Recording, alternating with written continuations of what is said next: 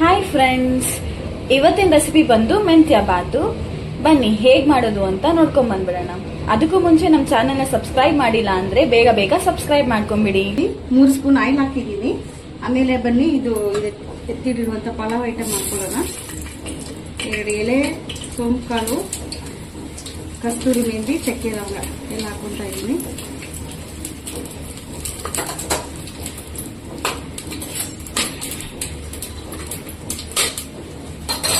ಆದ್ಮೇಲೆ ಈರುಳ್ಳಿ, ಕರಿಬೇವು ಸೊಪ್ಪು,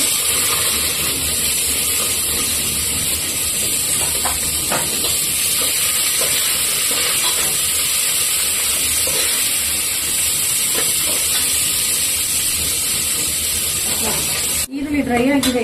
ಇವಾಗ ಒಂದು 3 ಸ್ಪೂನ್ ಅಷ್ಟು ಶುಂಠಿ ಬೆಳ್ಳುಳ್ಳಿ ಪೇಸ್ಟ್ ಮಾಡಿ ಇಟ್ಕೊಂಡಿದ್ದೀನಿ. ಅದು ಹಾಕೊಂತ ಇದ್ದೀನಿ.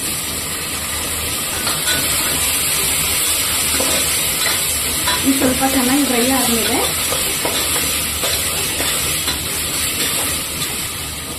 ಇವಾಗ ಮೆಂತ್ಯ ಸೊಪ್ಪನ್ನ ಒಂದು 3 ಹಿಡಿಯಷ್ಟು ನಾನು ತೊಳೆದು ವಾಶ್ ಮಾಡಿ ಕಟ್ ಮಾಡಿ ಇಟ್ಕೊಂಡಿದ್ದೀನಿ.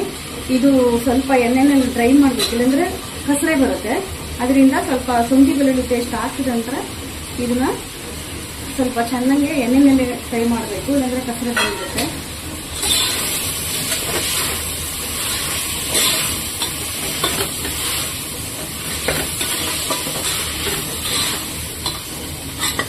ನೋಡಿ, ಇವಾಗ ಮೆಂತ್ಯ ಸೊಪ್ಪು ಸ್ವಲ್ಪ ಚೆನ್ನಾಗಿ ಫ್ರೈ ಆಗಿದೆ. ಇವಾಗ ಟೊಮಾಟೊ ಹಾಕೊಳ್ಳೋಣ. 2 ಟೊಮಾಟೊ ಹಚ್ಚಿಟ್ಕೊಂಡಿದ್ದೀನಿ. ನಾಟಿ ಟೊಮಾಟೊ ಎಲ್ಲ, ಫಾರಂ ಟೊಮಾಟೊ ಎಲ್ಲ ಹಾಕಿದ್ದೀನಿ.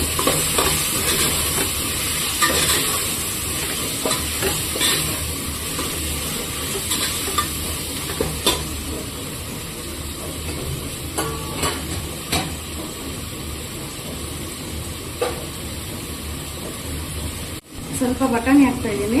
ಹಸಿ ಬಟಾಣಿ ಇದು, ಇಲ್ಲಾಂದ್ರೆ ಒಣಗಿದ ಬಟಾಣಿನೂ ನೈಟಲ್ಲಿ ನೆನೆಸಿಟ್ಬಿಟ್ಟು ಬೆಳಗ್ಗೆ ಒಂದು ಸ್ವಲ್ಪ ಹಾಕ್ಬೋದು. ನಾನು ಹಸಿ ಬಟಾಣಿ ಸಿಟ್ಟು ಹಾಕೊಂಡಿದ್ದೀನಿ.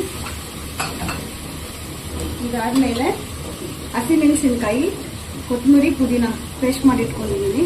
ಇದು ಹಾಕ್ತಾ ಇದ್ದೀನಿ.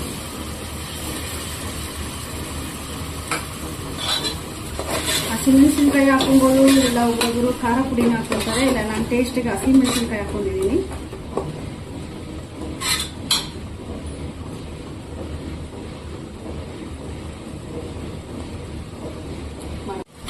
ಧನಿಯಾ ಪುಡಿ 1 ಸ್ಪೂನ್ ಹಾಕ್ತಾ ಇದ್ದೀನಿ. ಧನಿಯಾ ಪುಡಿ ಮನೆಯಲ್ಲಿ ಮಾಡಿರೋದು.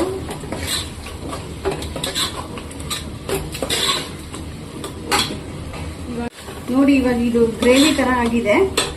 ಇವಾಗ ನಾವು ನೀರು ಹಾಕೊಳ್ಳೋಣ. ಇದಕ್ಕೆ ಎಷ್ಟು ಬೇಕಷ್ಟು.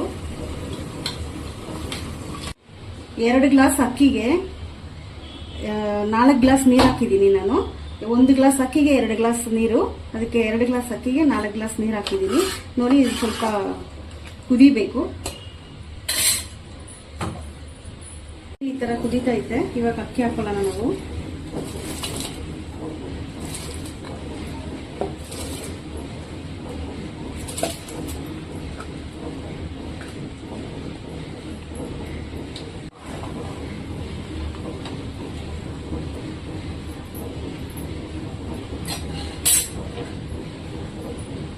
ಇವಾಗ ಒಂದು ಅರ್ಧ ನಿಂಬೆಹಣ್ಣು ಹಾಕೊಂತ ಇದ್ದೀನಿ.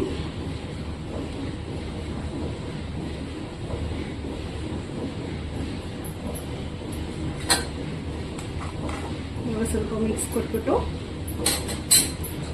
ಕೊತ್ತಂಬರಿ, ಪುದೀನ ಸ್ವಲ್ಪ ಮೇಲೆ ಹಾಕಿ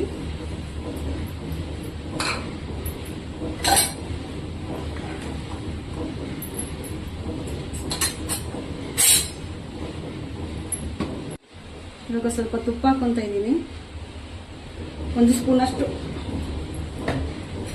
ಇವಾಗ ಕ್ಲೋಸ್ ಮಾಡೋಣ. ಇವಾಗ ಕ್ಲೋಸ್ ಮಾಡಿ ಇಟ್ಟಿದ್ದೀನಿ. ಒಂದು 4 ವಿಸಿಲ್ ಬರಲಿ, ಆಮೇಲೆ ಓಪನ್ ಮಾಡಿ ನೋಡೋಣ. ನೋಡಿ, ಇವಾಗ 4 ವಿಸಿಲ್ ಆಗಿದೆ. ಓಪನ್ ಮಾಡಿ ನೋಡೋಣ. ನೋಡಿ ಎಷ್ಟು ಚೆನ್ನಾಗಿದೆ ಅಂತ. ಒಂದು ಪ್ಲೇಟಲ್ಲಿ ಸರ್ವ್ ಮಾಡ್ಕೊಳ್ಳೋಣ.